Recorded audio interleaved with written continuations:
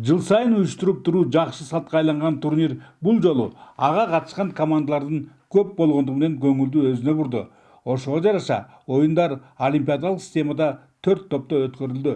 Аларда биринчи жана экинчи орундарды камсыгандар чейрек финалга чыгышып, баш байгу үчүн күрөштөрүн улантышты. Мында ийгилик баш каланын Алга, Локомотив, Минкуш шаарчасынын Минкуш жана жергиликтүү Нарын Шупкалары курамаларына жылмайып, коло медаль үчүн Минкуштар менен Алга командасы кез келди. Дээрлик 1 саатка созулган бул беттеш тең чыгуу менен аяктап, эрежеге ылайык Булитте тагыраагы хоккей пенальтисинде 6-5 эсеби менен Минкуш жеңишке жетти. Звенит в ушах лихая музыка атаки. Точней, отдай на клюшку пас, сильней ударь. И все в порядке, если только на площадке великолепная пятерка и вратарь.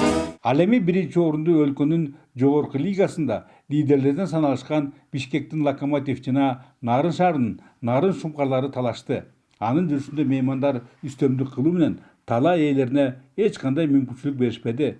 Тескерисинче, алардын кубаттуу чабуулдарынын көбү гол менен аяктап, эсеп айырмасы 7-1 бишкектердин пайдасына жеткенинде оюндун бүтүшүн кабарлаган финалдык ышкырык жаңырды. Буга мээнет кылдык биз, жакшы элечи ойногону. Жакшы эле шоттор менен утуп келдик. Алыстан келген жолубузду актаганга аракет кылдык, мээнет кылдык. Рахмат ушундай уюштуруп берген организаторлорго дагы. Командаларга да рахмат, жакшы ойноп беришти, аябай сонун. Менин оюмча даярдык жетишпей калды бизде. Ошо даярдык жетишпей, балдарыбыз аз болуп, ошол себептен биринчиге жетпей калдык. Ошентип Кыргыз Республикасынын президентинин Нарын облусундагы ыйгарым укуктуу өкүлүнүн фондунун эсебинен ортого коюлган 100 000 сомду алган орундарына жараша Локомотив, Нарын Шумкалары жана Минкуш курамалары өз капчыктарына салышты. Ошондой эле турнирдин мыкты оюнчулары деп табылгандарга да баалуу белектер жана акчалай сыйлыктар тапшырылды.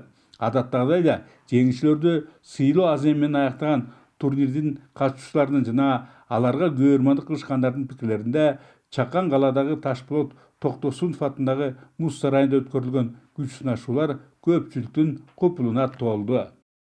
По итогам заняли. Мелдеш жогорку деңгээлде уюштурулуптур. Бардыгы эске алынган. Көрсө Нарында спорттун бул түрүнө кызыгуулар чоң экен. Ал эми мейман катары бизге түзүлгөн шарттарга абдан ыраазыбыз.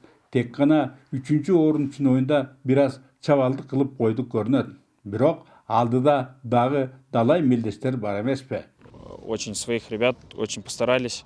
Антке менен учурда спорттун кышкы түрүнө салган хоккейди өнүктүрүү Бишкек менен Нарында эле колго алынгандай.